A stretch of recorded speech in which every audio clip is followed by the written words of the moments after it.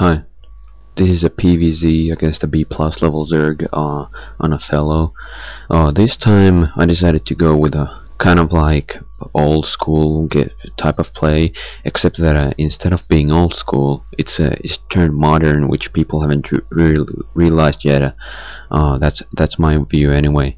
Basically, it's 2-gate rush against Zerg. And the good thing about this build is that it's if you play it modern way, then it's very safe and it has a lot of advantages, and it's very hard to lose the game with doing this. But instead, if you play the old way, for example 1-gate, 2-gate, and start playing normal from there, that's just not gonna work. You gotta do that rush and you gotta continue like you should properly. Basically, the build order, oh yeah, and of course this build order doesn't really work that well on maps with long rush distances like Andromeda. Basically, the build order is 8 pylon, send the probe to scout, which you build the pylon with, 9 gateway and 11 gateway. And the especially good part about this build is that if they do 12 hat, you get so fast gateways and so fast zealots that you might be able to end the game just right over there when they do the 12 hat build, since the gateways are so quick and the zealots are so quick. But if not, you're still gonna have the game in like good condition. You'll probably be able to get quite a few drones. You'll be able to slow him down, and you'll be able to add pressure even from there. And even if he does a pull build, which for example 12 pull, 9 pull, over pull, which you would normally think that defeats this build pretty well, that's not really the case, as you will see in this game.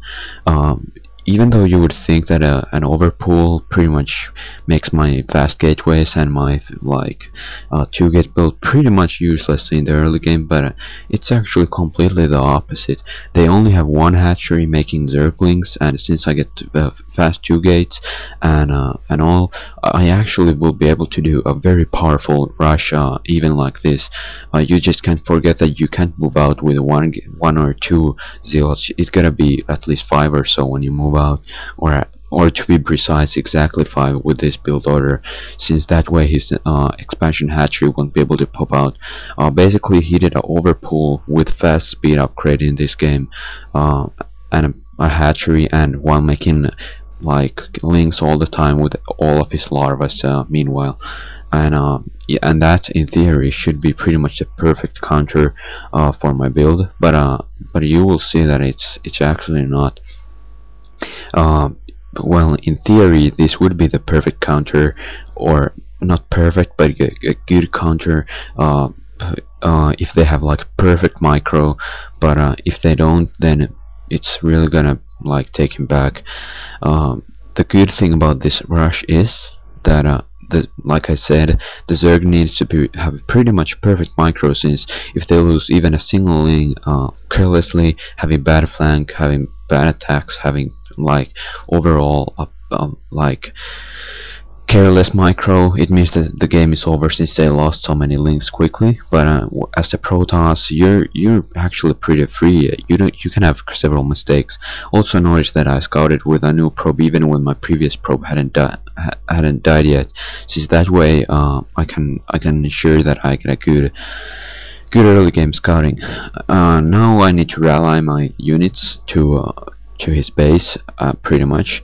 But and the thing is that even though you would think that since he has he had links around here, and he even has speed, so you can't attack, since your main will be vulnerable that way. But instead of simply stopping your attack, your new zealots, which you will have shortly, it will instead be over here protecting your base.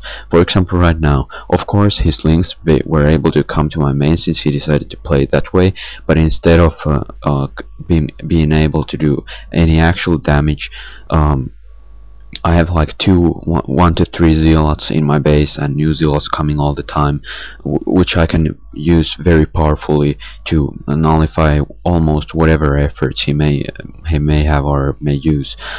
For example, he's only able to get a few probes, which really won't make a difference. He was forced to cancel the hatchery, and it's GG.